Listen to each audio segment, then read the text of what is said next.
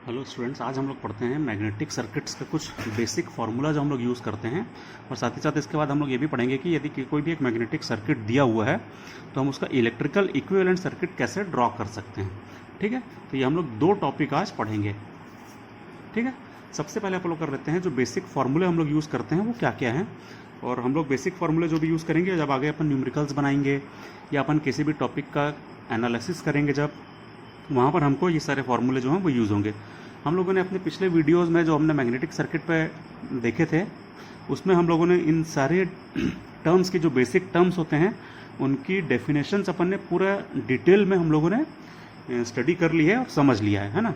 अब हम लोग देखते हैं कि वो फार्मूले क्या क्या हैं, एक बार उसको समराइज़ करके देख लेंगे कि क्या क्या फार्मूले हैं, ताकि हमारे पास एक बार एक कंटेंट सीधे फार्मूले का नोट्स अपने पास बन जाए। ठीक, तो देखिए सबसे पहले क्या होता है मैग्नेटोमोटिव फोर्स। हमने पढ़ा था मैग्नेटोमोटिव फोर्स एक ऐसा फोर्स है जो फ्लक्स को ड्राइव करता है या ड्राइव करने की कोशिश करता है ना, तो वही मैग्नेटोमोटिव फोर्स है जिसको अपन क्या बोलते हैं, जिसको हम बोलते हैं एमएमएफ। और इसका फार्मूला क्या होता है, बहुत सिंपल फार्मूला है, एन इंटू आई, मतलब number of turns multiplied by current. और इसकी यूनिट क्या होती है, इसकी यूनिट होती है एम्पियर टर्न, है ना। और इसी को अपन एटी से भी शो करते हैं। तो ये हो गया हमारा एमएमएफ का एक फार्मूला। ये अपने को हमेशा याद रखना है, सबसे बेसिक फार्मूला मैग्नेटिक सर्किट का यही है। फिर हमने एक इंपॉर्टेंट टर्म पढ़ा था फ्लक्स डेंसिटी, याद है आपको। फ्लक्स डेंसिटी को हम बी से शो करते थे और इसका फार्मूला क्या था, इसका फार्मूला था फ्लक्स पर unit area perpendicular to the flux. तो अपन इसको फार्मूला कैसे बनाते हैं, फ्लक्स का होता है फाई और एरिया मतलब ए, तो B is equal to phi upon A. इसकी यूनिट क्या होती है, इसकी यूनिट होती है वेबर, इसकी यूनिट मीटर स्क्वायर। ठीक है, तो ये हमारा फॉर्मूला बन गया वेबर पर मीटर स्क्वायर, और उसी को हम बोलते हैं टेस्ला से भी शो कर सकते हैं। तो अपन ने पास दो यूनिट हो गई, वेबर पर मीटर स्क्वायर और टेस्ला। ठीक है, ये हो गया हमारा flux density B is equal to five upon A. Permeability तो बहुत सिंपल चीज, हम तो जानते हैं परमिएबिलिटी को अपन म्यू से शो करते हैं, जो एब्सोल्यूट परमिएबिलिटी होती है, और उसका फॉर्मूला होता है म्यू जीरो म्यू आर, जहाँ पे म्यू जीरो क्या होता है, म्यू जीरो जो होता है वो परमिएबिलिटी ऑफ फ्री स्पेस होता है, और म्यू आर जो होता है वो relative permeability of the material या relative permeability of the medium होता है। ठीक है, म्यू जीरो की वैल्यू तो हमको पहले से ही पता है, म्यू जीरो कितना होता है 4 pi into 10 to the power -7 henry, है ना। तो ये हो जाता है हमारा mu zero permeability of free space, और ये हो जाती है absolute permeability of the material, ये होता है relative permeability of the material. ठीक है, उसके बाद एक बहुत इंपॉर्टेंट टर्म आया था जो था कि क्या था वो था रिलक्टेंस। ठीक, रिलक्टेंस को हम एस से शो करते हैं, और ये क्या करता है, ये वो प्रॉपर्टी है मटेरियल की जो कि फ्लक्स को क्रिएट होने से रोकता है। जैसे अपना इलेक्ट्रिक सर्किट में रेजिस्टेंस होता है, वैसे मैग्नेटिक सर्किट में रिलक्टेंस होता है। और इसका फॉर्मूला क्या रहता है, इसका फॉर्मूला होता है L upon mu zero mu R A.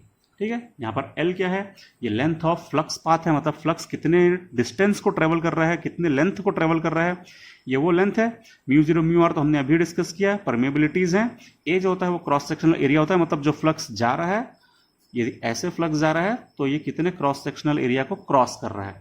ठीक है, तो ये जो क्रॉस सेक्शनल एरिया होता है ये होता है अपना ए। ठीक है, तो S is equal to L upon mu zero mu R A, और इसकी यूनिट क्या होती है, इसकी यूनिट होती है एम्पियर टर्न पर वेबर। ठीक है, ये हो गई इसकी यूनिट, क्लियर है। तो S is equal to L upon mu zero mu R A हो गया। उसके बाद हम लोगों ने पढ़ा था मैग्नेटिक फील्ड इंटेंसिटी, उसी को कई जगह पर अपन बोलते हैं मैग्नेटिक फील्ड स्ट्रेंथ भी कहलाती है, जिसको अपन शो करते हैं, रिप्रेजेंट करते हैं एच से। और एच क्या होता है, तो एच का फॉर्मूला हमने पढ़ा था एन आई अपॉन एल। ठीक है, और ये क्या होता है, ये होता है अपना एम्पियर टर्न पर मीटर। ठीक है, इसकी यूनिट क्या होगी, एम्पियर टर्न पर मीटर। यहां पे L क्या है, L वही है length of magnetic flux path, जितने पाथ को, जितने डिस्टेंस को अपना फ्लक्स ट्रेवल कर रहा है उसकी लेंथ है। NI क्या है, NI हमने पढ़ा है अभी अभी MMF होता है, तो ये हो गया H। ये बिल्कुल वही चीज है जो इलेक्ट्रिक सर्किट में जैसे इलेक्ट्रिक फील्ड इंटेंसिटी होती है जिसका फॉर्मूला V अपॉन डी होता है, यहां पर इसका फॉर्मूला NI अपॉन L होता है। ठीक है, और इसी फॉर्मूले को यदि अपन थोड़ा सा मॉडिफाई करते हैं तो हमको MMF का एक नया फॉर्मूला मिल जाता है, NI is equal to HL। तो हमारे पास MMF का एक और फॉर्मूला हो गया NI is equal to HL। ठीक है, तो ये हमारे कुछ बेसिक फॉर्मूले हैं जो हम लोगों को कंटिन्यूसली आगे काम आएंगे। अब जो फ्लक्स डेंसिटी हमने पढ़ी उसका एक और फॉर्मूला हम देख लेते हैं। फ्लक्स डेंसिटी जो होती है वो डायरेक्टली प्रोपोर्शनल टू ये फील्ड स्ट्रेंथ होती है, ठीक है। तो B is directly proportional to H। इसी को हम आगे यदि सॉल्व करें तो ये हो जाता है B is equal to mu H, और म्यू क्या होता है, म्यू हमने अभी भी पढ़ा, mu is equal to mu zero mu R. तो ये फॉर्मूला बन जाता है mu zero mu R H। ये हो गया हमारा फ्लक्स डेंसिटी का एक और फार्मूला, ठीक है। बी और एच के बीच में रिलेशन कहलाती है, B is equal to mu H या B is equal to mu zero mu R H हो गया, ठीक है।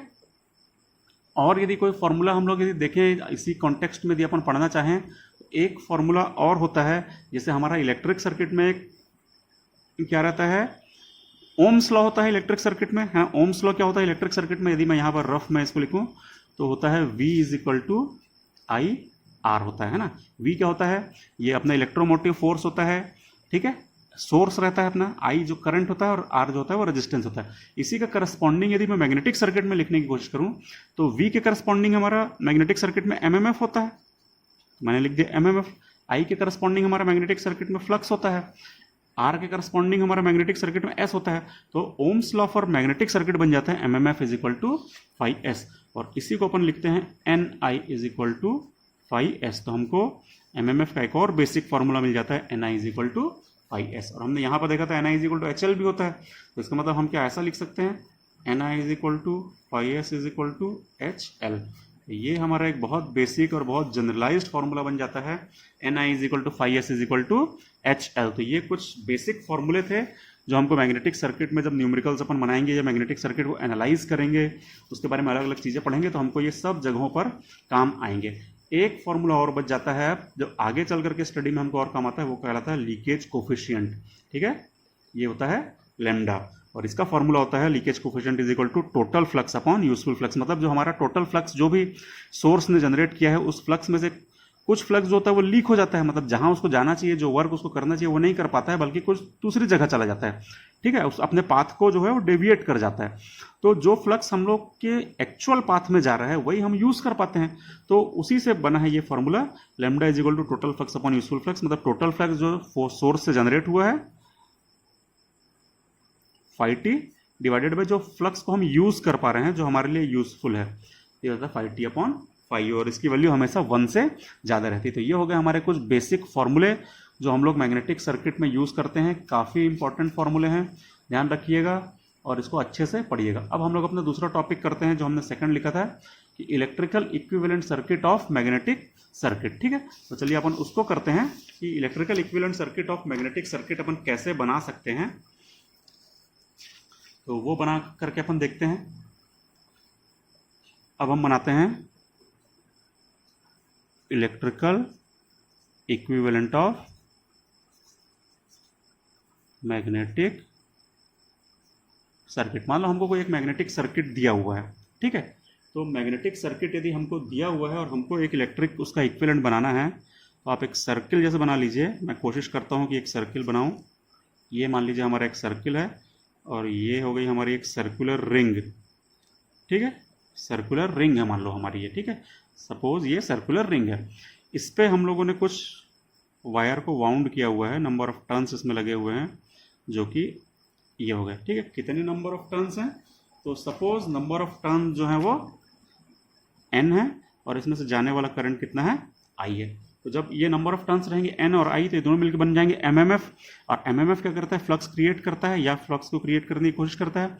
ये फ्लक्स को क्रिएट करेगा और फ्लक्स को जो सबसे कम रिलक्टेंस का पाथ मिलेगा, मतलब ये आयरन है मान लो ये क्या है, सपोज ये आयरन है, तो वो आयरन के पाथ से अपने इस पाथ में कन्फाइन होकर के अपने सर्किट को कंप्लीट करेगा, ठीक है। और यहीं से स्टार्ट होगा और ऐसे पूरा राउंड लेते हुए वापस यहाँ पर आएगा। तो ये क्या हो गया हमारा, ये हो गया फ्लक्स, ठीक है, जिसको अपन बोल रहे हैं फाई।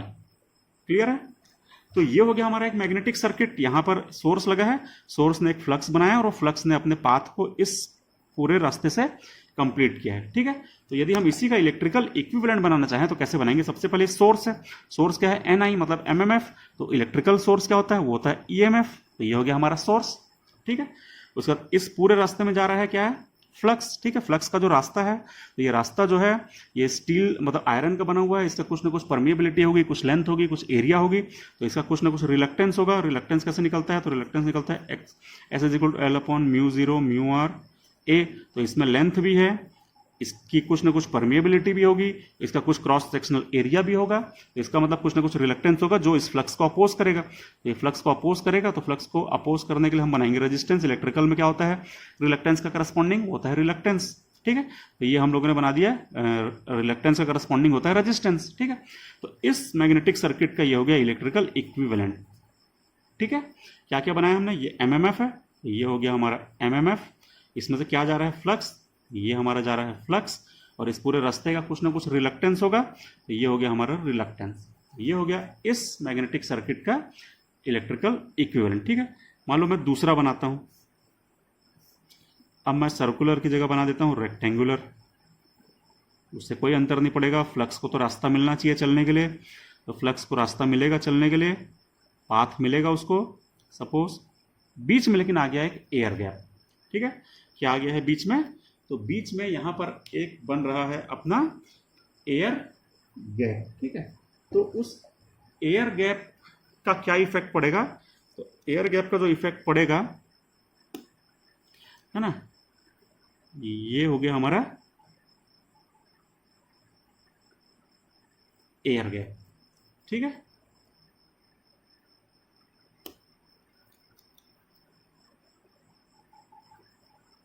ठीक, अब क्या होगा देखिए, मान लो मैं यहां पर फिर एक सोर्स लगाऊं, यहां पर कुछ वायर बाउंड कर देता हूं जिसमें नंबर ऑफ टर्न्स n है, इसमें से जाने वाला करंट I है, तो ये दोनों मिलकर के बन जाएंगे एमएमएफ, ठीक है, सोर्स बन जाएंगे।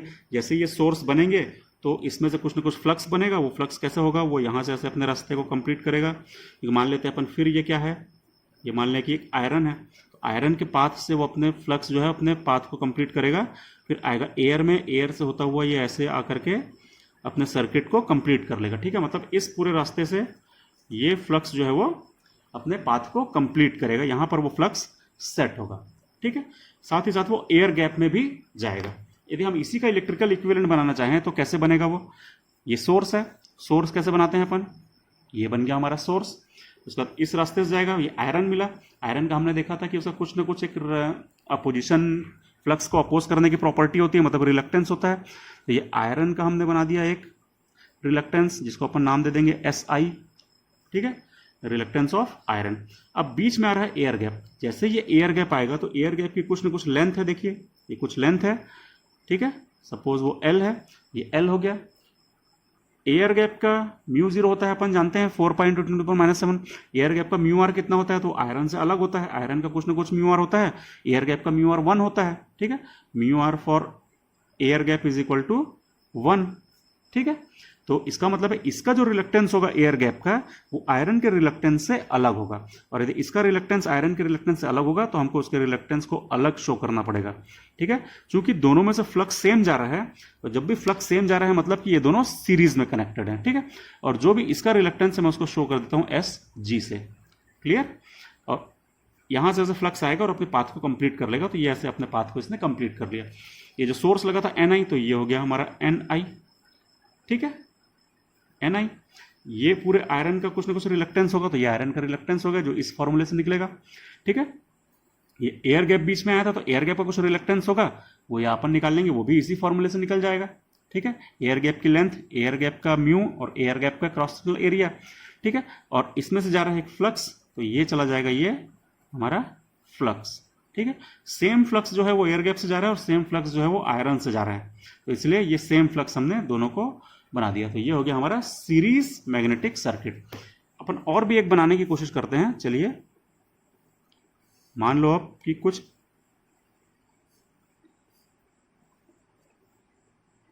इस प्रकार का एक, मान लो कि मैग्नेटिक सर्किट हमको दिया हुआ, ठीक है। यहां पर हमारे कुछ वायर, कुछ नंबर ऑफ टर्न्स वाउंड है, एक वायर के कुछ नंबर ऑफ टर्न्स वाउंड है, ठीक है। कितने कितने हैं, सपोज ये नंबर ऑफ टर्न्स है N और इसमें से जाने वाला करंट है I, ठीक है। इसका मतलब ये फिर बन गया क्या, MMF, N × I is MMF। ये फ्लक्स क्रिएट करेगा, फ्लक्स क्रिएट करेगा तो फ्लक्स यहां से ऐसे जाएगा, यहां से लेकर ऐसे जाएगा, और जैसे ही यहां पहुंचेगा तो उसको दो रास्ते मिल जाएंगे। एक रास्ता इधर है तो इधर से जा सकता है वो फ्लक्स, एक रास्ता इधर है तो ये फ्लक्स इधर से भी जा सकता है, तो मतलब दो रास्ते मिल रहे हैं, मतलब उसको पैरेलल में पाथ मिल रहे हैं, तो ये हो गया हमारा पैरेलल कनेक्शन, ठीक है। ये यहां से ऐसे जाएगा, ऐसे होते हुए यहां से इस रास्ते से आएगा, और ये इस रास्ते से आएगा और दोनों फिर यहाँ पर ज्वाइन होंगे और यहाँ पे आने के बाद ये फिर ऐसे अपने पाथ को कंप्लीट कर लेगा। तो ये हो गया हमारा फ्लक्स। सपोज यहाँ से जो फ्लक्स जा रहा है, ये वाला जो फ्लक्स है, सपोज ये फ्लक्स है हमारा φ2, ये जो फ्लक्स जा रहा है सपोज हम लोग इस फ्लक्स को मान लेते हैं φ1, ठीक है, क्योंकि ये दोनों अलग अलग होंगे, इसका रिलक्टेंस कुछ अलग होगा, इसका रिलक्टेंस कुछ अलग होगा, ठीक है, इसलिए दो अलग अलग फ्लक्स होंगे। यहाँ पर जो फ्लक्स टोटल बन रहा है वो φ होगा, और ये φ क्या होगा, ये φ इज इक्वल टू होगा φ1 प्लस φ2, क्योंकि यही φ है जो दो पार्ट में डिवाइड हो रहा है, तो φ इज इक्वल टू φ1 प्लस φ2, बिल्कुल केसीएल इन इलेक्ट्रिकल सर्किट की तरह हो जा रहा है ये, है कि नहीं।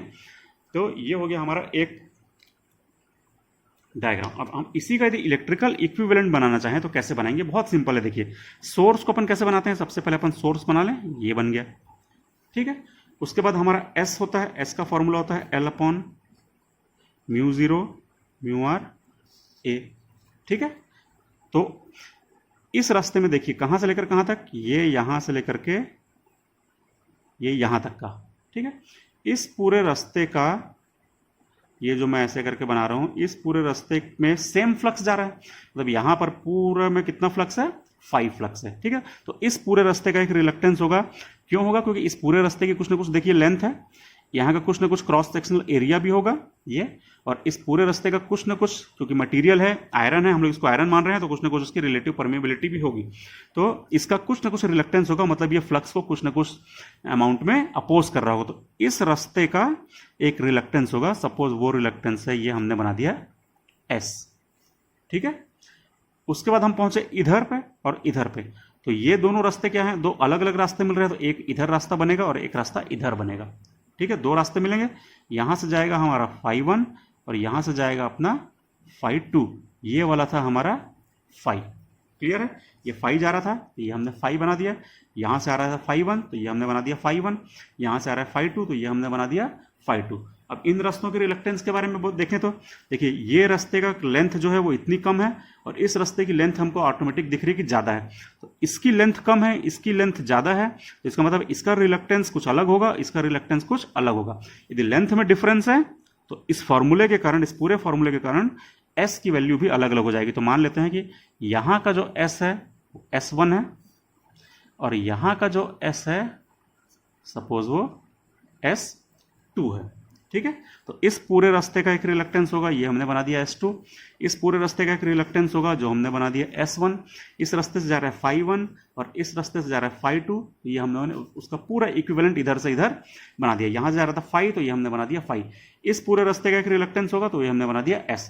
ये क्या था, MMF था सोर्स, तो ये हमने बना दिया सोर्स को MMF। तो ये इसका इलेक्ट्रिकल इक्विवेलेंट इस प्रकार से बन गया। तो ये हो गया हमारा पैरेलल, ये दोनों पैरेलल हैं क्योंकि फ्लक्स जो है वो दो पार्ट में डिवाइड हो रहा है और उसको दो पाथ मिल रहे हैं, इसलिए वो पाथ कहलाएंगे पैरेलल, ठीक है। और इनके साथ में ये है सीरीज में, ठीक है। तो ये हो गया अपना मैग्नेटिक सर्किट का इलेक्ट्रिकल इक्विवेलेंट बनाना, ताकि अपन इलेक्ट्रिकल इक्विवेलेंट बनाने के बाद उसको अपन थोड़ा इजीली सॉल्व कर सकते हैं, ठीक है। तो हम लोगों ने क्या क्या देख लिया आज, इलेक्ट्रिकल इक्विवेलेंट बनाना मैग्नेटिक सर्किट का, ताकि हम किसी भी कॉम्प्लिकेटेड प्रॉब्लम को थोड़ा इजीली सॉल्व कर पाएं, और कुछ बेसिक फॉर्मूले जो हम लोगों को न्यूमेरिकल्स बनाने में काम आएंगे उसका हम लोगों ने एक समराइज कर लिया और उसके नोट्स को प्रिपेयर कर लिया, ठीक है।